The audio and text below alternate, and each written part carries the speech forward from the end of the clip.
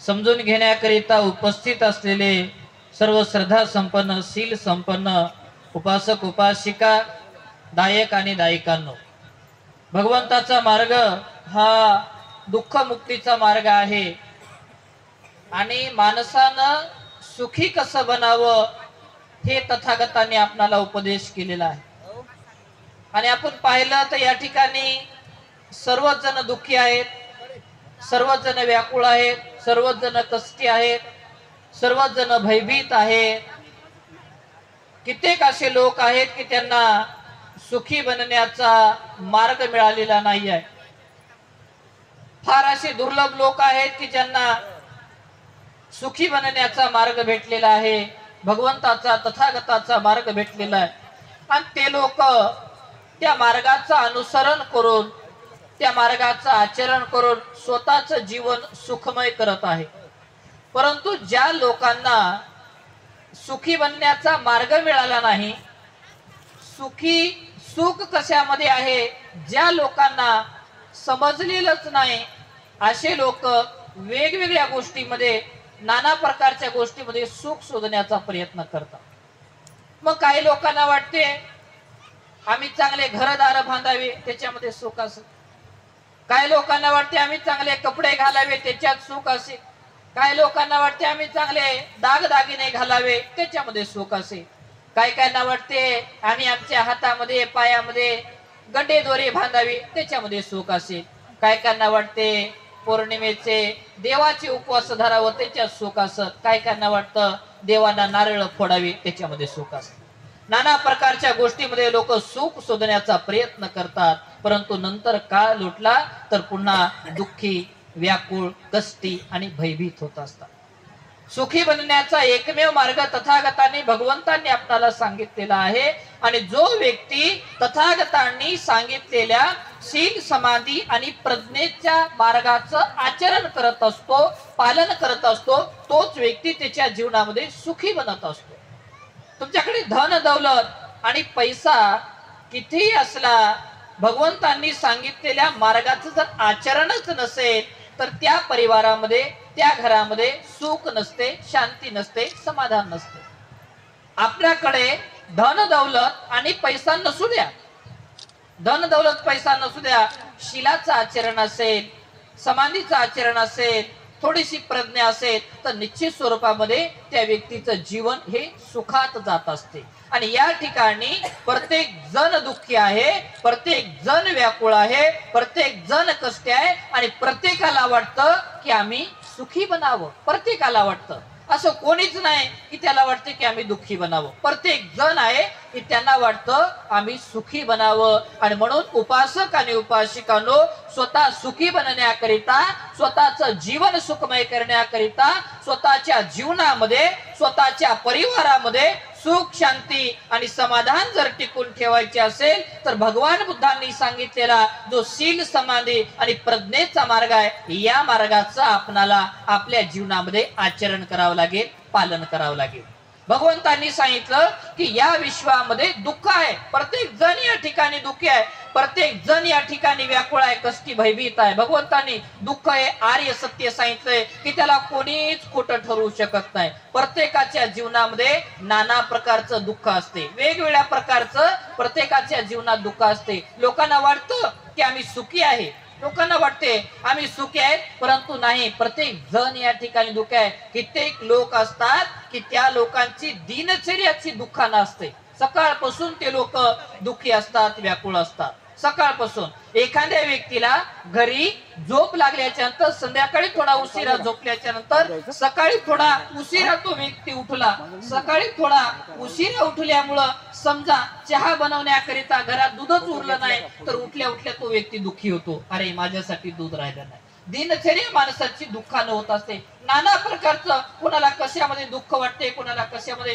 प्रत्येक जण या ठिकाणी दुःखी, व्याकुळ, कष्टी आणि भयभीत आहे। म्हणून बुद्ध म्हणतात की या विश्वामध्ये प्रत्येक जण दुःखी, व्याकुळ आहे आणि प्रत्येक जण सुखाच्या शोधामध्ये आहे। आणि भगवंतांनी दुःखाचं निवारण त्याच्यामध्ये भगवंत म्हणतात तीव्र इच्छा आणि तृष्णेला संपूर्ण नष्ट करून माणूस माणसाच्या दुःखातून मुक्त होऊ शकतो। आपल्या चित्तामध्ये जी काही तीव्र इच्छा आहे, जी काही तृष्णा आहे, या तृष्णेला, तीव्र इच्छेला उपासक आणि उपासिकांनो नष्ट करण्याचं काम करा आणि स्वतःचं जीवन सुखी बनवण्याचं काम करा. स्वतःचं जीवन सुखी बनवण्याकरिता भगवंतांनी सांगितलेला जो दान, शील आणि समाधीचा मार्ग आहे, या मार्गाचं आपणाला आपल्या जीवनामध्ये आचरण करावं लागेल, पालन करावं लागेल. म्हणून आपल्या तथागतांनी, आपल्या धम्मराजांनी आपल्याला जो उपदेश केलेला आहे, शील समाधी आणि प्रज्ञेचा जो काही उपदेश केलेला आहे, या उपदेशाला समजून घेण्याचं काम करा. भिक्खू संघ अगदी तळमळीनं बेंबीच्या देठापासून भगवंताचा मार्ग आपल्याला सहज, साध्या आणि सोप्या भाषेमध्ये आपल्याला समजून सांगण्याचं काम करत असतो. शीलाचा मार्ग समजून सांगण्याचं काम करत असतो, समाधीचा मार्ग समजून सांगण्याचं काम करत असतो, त्यागाचा, अहिंसेचा, मानवतेचा, करुणेचा मार्ग आपणा सर्वांना समजून सांगण्याचं काम भिक्खू संघ करत असतो. तर या मार्गाला प्रत्येकानं श्रवण करण्याचं काम केलं पाहिजे, ग्रहण करण्याचं काम केलं पाहिजे आणि जेवढं काही हे मानवी जीवन लाभलेलं आहे, या मानवी जीवनामध्ये या तत्वाचं आचरण करण्याचं काम केलं पाहिजे. कित्येक लोकांना आम्ही सांगत असतो की तुम्ही धम्माचं आचरण करा, धम्माचं पालन करा, भगवंताच्या विहारामध्ये चला, बुद्ध धम्म संघाचं स्मरण म्हणून चिंतन करा. कित्येक लोक असे असतात जे श्रद्धाळू असतात, श्रद्धावान असतात, असे लोक निश्चित स्वरूपामध्ये भगवंताच्या विहारात येत असतात. असे लोक निश्चित स्वरूपामध्ये जो भिक्षू शील समाधी आणि प्रज्ञेवरती आरूढ आहे, अशा भिक्षूंचा उपदेश श्रवण करतात आणि त्याचं त्याच्या जीवनामध्ये आचरण करतात. परंतु कित्येक लोक असे असतात ते थापा मारण्याचं काम करतात. भंतीजी आज काही येणं होत नाही, उद्याच्याला येऊ, दुसऱ्या हप्त्यात येऊ, तिसऱ्या हप्त्यामध्ये येऊ. बघा, भगवंतांनी सांगितलं की या ठिकाणी सर्व अनित्य आहे, सर्व परिवर्तनशील आहे. इथं टिकून राहणार भगवंत म्हणतात काहीच नाहीये, या ठिकाणी टिकून राहणार काहीच नाही. बघा, कित्येक लोक असे असतात, भंतीजी या वेळेला नाही, दुसऱ्या वेळेला आम्ही येऊ, दुसऱ्या परिस्थितीला येऊ, अशा प्रकारच्या वचने देत असतात.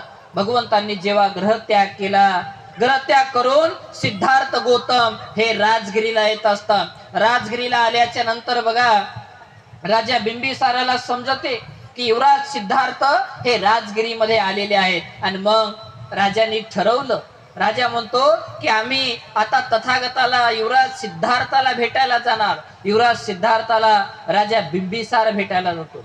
बिंबिसार राजा युवराजाला भेटायला गेल्याच्या नंतर सिद्धार्थ गौतम अंगावरती काश्य वस्त्र धारण करून त्या गृध्रकूट पर्वतावरती बसलेले आहेत. राजानं वंदन केलं. वंदन करून राजा एका ठिकाणी जाऊन बसतो आणि सिद्धार्थ गौतमाला विनंती करतो, युवराज, आपल्या वडिलांचे आणि आमचे फार जुने संपर्क आहेत, संबंध आहेत. आपल्या वडिलांचे आणि आमचे फार जुने संपर्क आणि संबंध आहेत. युवराज, आपण असं तारुण्यामध्ये ग्रहत्याग करणं हे योग्य नाही आहे. युवराज, असं आपण तारुण्यामध्ये ग्रहत्याग करणं हे योग्य नाही. युवराज, माणसाच्या जीवनामध्ये 3 गोष्टी केल्या पाहिजे. बघा, माणसाच्या जीवनामध्ये 3 गोष्टी केल्या पाहिजे. त्याच्यामध्ये राजा बिंबिसार सांगतो, राजा बिंबिसार युवराजाला सांगत आहेत की म्हणतो, माणसाच्या जीवनामध्ये तारुण्यामध्ये सुखाचा उपभोग घेतला पाहिजे. मध्यम वयामध्ये माणसानं धन दौलत आणि संपत्ती गोळा केली पाहिजे आणि म्हातारपणामध्ये माणसानं धम्माचं आचरण केलं पाहिजे. त्यावेळेला 3 गोष्टी सांगितल्या. तारुण्यामध्ये सुखाचा उपभोग घ्यावा, मध्यम वयामध्ये माणसानं संपत्ती गोळा करावी आणि उतरत्या वयामध्ये म्हातारपणामध्ये माणसानं धम्माचं आचरण करावं. युवराज, अजून आपण तरुण आहात, आपलं अजून वय गेलेलं नाही. या तारुण्यामध्ये युवराज, आपण नीतिनियमानं आपण सुखाचा उपभोग घ्यावा. मध्यम वयामध्ये संपत्ती गोळा करावी आणि उतरत्या वयामध्ये निश्चित स्वरूपात आपण धम्माचं आचरण करावं. राजा बिंबिसार सांगत आहे युवराजाला. त्यावेळेला बघा, सिद्धार्थ गौतम म्हणतात, महाराज, आपण म्हणता ते बरोबर आहे. आपण म्हणता ते बरोबर आहे. माणसानं तारुण्यात सुखाचा उपभोग घ्यावा, मध्यम वयामध्ये माणसानं संपत्ती गोळा करावी आणि म्हातारपणामध्ये माणसानं धम्माचं आचरण करावं. आपण जे सांगता महाराज ते योग्य आहे, परंतु महाराज जर मला म्हातारपणच लाभलं नाही तर, असा प्रश्न केला. जर मला म्हातारपणच लाभलं नाही तर, कारण कधी कोणाचा काळ संपेल हे सांगता येत नाही, कधी कोण संपेल हे सांगता येत नाही. सकाळची माणसं दुपारी दिसत नाहीत, दुपारची माणसं संध्याकाळी दिसत नाहीत. आपण म्हणता की म्हातारपणामध्ये धम्माचं आचरण करावं, परंतु म्हातारपणच जर आम्हाला लाभलं नाही तर निश्चित स्वरूपामध्ये धम्माचं आचरण करणं हे आमच्याकडून मात्र राहून जाईल. कित्येक लोक बघा, तो आदर्श आपण घेतला पाहिजे युवराज सिद्धार्थांचा. कित्येक लोक म्हणतात आजचं काम उद्या करू, उद्याचं काम परवा करू, पण तो उद्या आपल्या जीवनातच आला नाही तर काय करायचं, नाही का? कारण कधी जीवन संपेल सांगता येत नाही. भगवंतांनी सांगितल्याप्रमाणे सल्लसुत्तामध्ये की जीवन हे अनिश्चित आहे. जीवन एका झाडाला लागलेल्या फळाप्रमाणे आहे, कधी तुटून जाईल सांगता येत नाही. जीवन एका कुंभारात बनलेल्या माठाप्रमाणे आहे, कधी फुटून जाईल सांगता येत नाही. म्हणून उपासक आणि उपासिकांनो, दुर्लभ असलेलं मनुष्य जीवन बुद्ध म्हणतात, दुर्लभो लोकस्मी मनुष्यांग पटिलाभो. मनुष्याचा जन्म प्राप्त होणं दुर्लभ आहे, त्याच्यामध्ये दुर्लभो लोकस्मी सद्धम्मं सवनं, धम्म ऐकायला मिळणे, श्रवण करायला मिळणे हे त्याच्याही पेक्षा दुर्लभ आहे. आपण फार पुण्यवान आहोत की आपणाला मनुष्याचा जन्म लाभलेला आहे आणि त्याच्यामध्ये तथागतांचा शील समाधी आणि प्रज्ञेचा मार्ग लाभलेला आहे. तर या मानवी जीवनाला व्यर्थ वाया घालू नका. तथागतांनी सांगितलेला जो शीलाचा मार्ग आहे, जो समाधीचा मार्ग आहे, जो त्यागाचा मार्ग आहे, या मार्गाला श्रवण करण्याचं काम करा. जीवनामध्ये स्वतःचं जीवन सुखी बनवण्याकरिता उपासक आणि उपासिकांनो, तथागतांनी सांगितलेल्या शीलाचं आचरण करा. ज्याच्या परिवारामध्ये शील असते अशा परिवारात आम्ही नेहमी सांगतो सुख असते, शांती असते, समाधान असते. धन दौलत आणि पैसा घरामध्ये किती असू द्या, सायंकाळच्या वेळेला पत्नी दुःखी असते, व्याकुळ असते. धन दौलत पैसा भरपूर आहे, परंतु पती अजून घरी आले नाही. कुठे व्यसन करून पडले असतील, कुठं काय करत असतील, कुठं परस्त्री गमन करत असतील. धन दौलत आणि पैसा नसू द्या, गरीब कुटुंब असू द्या, झोपडीमध्ये राहणारा असू द्या, शीलाचं आचरण असेल तर दिवसभर ते दोघं पती पत्नी राबतील, काम कष्ट करतील आणि सायंकाळच्या वेळेला आनंदानं झोपी जातील. ज्याच्याकडे शील आहे त्याच्याकडे सुख आहे, शांती आहे, समाधान आहे. म्हणून उपासक आणि उपासिकांनो, जेवढं काही हे मानवी जीवन लाभलेलं आहे, स्वतः माणूस बनण्याकरिता भगवंतांनी सांगितलेल्या शीलाचं आचरण करा. भगवंतांनी सांगितल्याप्रमाणे श्रद्धायुक्त चित्ताने मानवी जीवनामध्ये दान पुण्य करत राहा. कारण बुद्ध म्हणतात दानं ठाणं मनुष्यानं दानं दुर्गती निवारणं. दान हे माणसाच्या दुर्गतीचं निवारण करत असते. स्वतः दुर्गतीतून बाहेर पडण्याकरिता श्रद्धायुक्त चित्ताने दान देण्याचं काम करत चला. परंतु कित्येक लोक असे असतात त्यांना दान देऊ वाटत नाही. लोकांचं खायचं असेल की मग मात्र आधी ते लोक राहतात, स्वतः कधी देऊ वाटत नाही. घरादारात 5 मन गहू लोकांचं खाऊ पण आपलं न देऊ, अशी कित्येक लोकांची वृत्ती राहते. श्रद्धेनं दान देत चला, श्रद्धेनं शीलाचं पालन करत चला आणि श्रद्धेनं उपासक आणि उपासिकांनो ध्यान करत चला. तुम्ही तुमच्या जीवनामध्ये दान, शील आणि समाधी या 3 तत्वाचं आचरण करत राहाल, पालन करत राहाल तर निश्चित स्वरूपामध्ये उपासक आणि उपासिकांनो तुमच्या सर्वांच्या जीवनामध्ये आणि सर्वांच्या परिवारामध्ये सुख, शांती आणि समाधान टिकून राहील. आजच्या ठिकाणी एवढा धम्माचा उपदेश देतो, कारण मोठे मोठे भिक्षू बोलणारे आहेत. सर्वांच्या प्रती मंगल मैत्री, मंगल कामना व्यतीत करून अल्पशा धम्म उपदेशाला विराम देतो. साधू साधू साधू. पूज्य बनते भिक्खू पैया रक्षित यांनी सुंदर अशी देशना दिलेली आहे आणि आजचे जे संयोजक आहेत त्यांचे ते शिष्य आहेत आणि त्यांनी नवीनच चिवर धारण केलेले आहे आणि सुंदर असं त्यांनी बोललेले. पयारत्न थेरो यांचे ते शिष्य आहेत आणि दुसरे शिष्य त्या ठिकाणी देशना देण्यासाठी मी त्यांना आमंत्रित करतो. पूज्य बनते पयावर्धन यांनी या ठिकाणी देशनेला प्रारंभ करावा अशी मी याचना करतो. या ठिकाणी शिक्षक कॉलनीतील ओमनगर भागातील महिला मंडळ आला असेल तर त्यांनी या ठिकाणी भिक्खू संघाचं स्वागत करावं. त्यानंतर शाहूनगर भागातील महिला मंडळ या ठिकाणी उपस्थित आहे, त्यांनी या ठिकाणी भिक्खू संघाचं स्वागत करावं. पूज्य बनते पय्यावर्धन हिंगोली यांनी आपल्या देशनेला प्रारंभ करावा.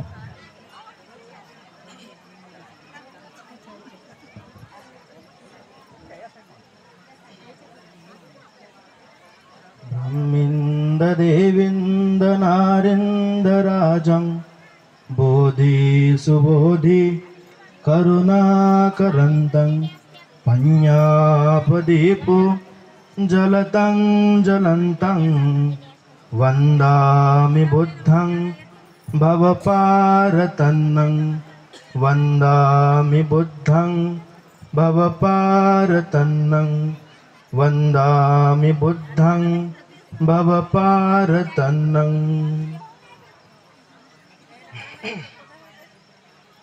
अखिल विश्वाला शांतीचा संदेश देणारे जगत कल्याणी देव आणि मनुष्याचे शास्ता धम्मपिता भगवान बुद्ध, भगवंताचा सद्धम्म आणि या सद्धम्माला धारण करून या सद्धम्माचा प्रचार आणि प्रसार करणारा पवित्र पावन भिक्षू संघ जगातील महान अशा 3 रत्नाला प्रथमतः त्रिवार अभिवादन करतो. आणि ज्या महामानवामुळे, ज्या बोधिसत्वामुळे आपल्याला या 3 रत्नाची ओळख झाली असे परमपूजनीय बोधिसत्व डॉक्टर बाबासाहेब आंबेडकर यांच्या समग्र धम्मक्रांतीमध्ये शेवटच्या श्वासापर्यंत समर्पित राहतो. अखिल भारतीय 23वी बौद्ध धम्म परिषद या परिषदेचे संयोजक आणि आमचे गुरुवर्य पूज्य भदंत विपස්සना आचार्य पन्न्यारतनजी थेरो यांना देखील त्रिवार पंचांग प्रणाम करतो.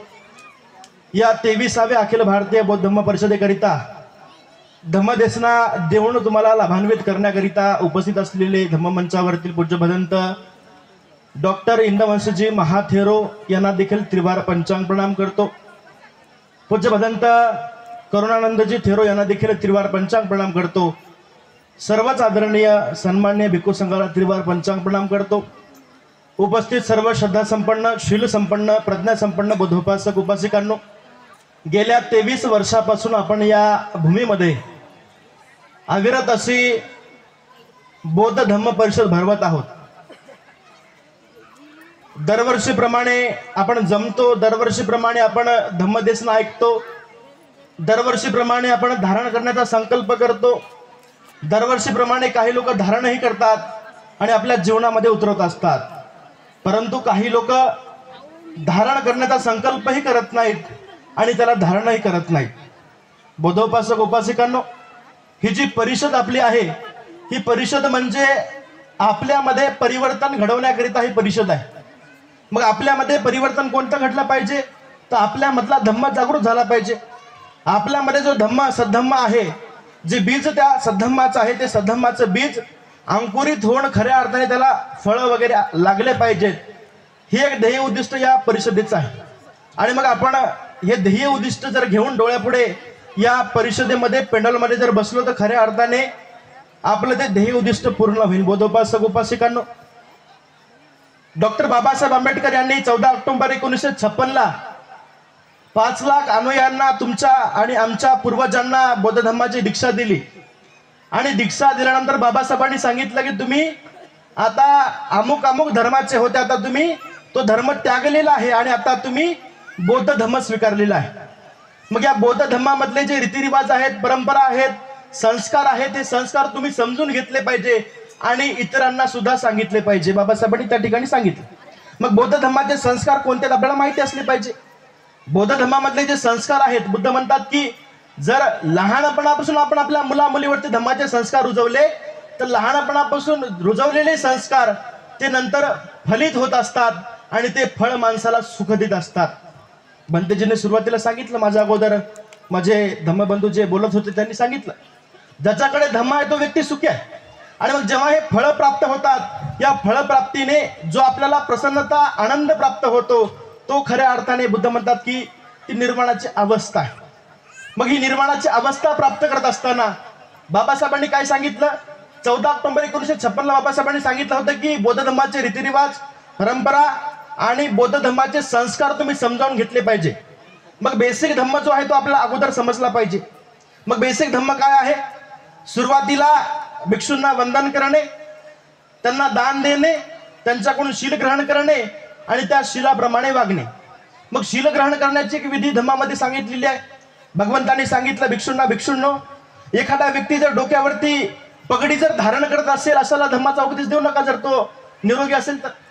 एखादा व्यक्ती डोक्यावरती शाल पांघरून असेल त्याला धम्माचा उपदेश देऊ नका. एखादा व्यक्ती डोक्यावरती मुकुट धारण केलेला असेल त्याला धम्माचा उपदेश देऊ नका. मग अनेक भिक्षू सांगत असतात, आता तुम्हाला आम्ही शील देणार आहोत, त्याच्यामुळे तुम्ही काय करा, डोक्यावरील पदरे बाजूला सारा, डोक्यावरील फेटे बाजूला सारा. म्हणजे निरोगी असताना आपण डोक्यावर कुठली गोष्ट ठेवली नाही पाहिजे. हे बेसिक धम्म आहे. सुरुवात कुठून आहे? ही बेसिक धम्म आहे. मग हे धम्म आपण हळूहळू जेव्हा या धम्माची प्रॅक्टिस करू, जेव्हा हळूहळू या सगळ्या गोष्टी आपल्या आचरणात आणू, तेव्हा हळूहळू श्रद्धेत आपण परिपक्व होऊ.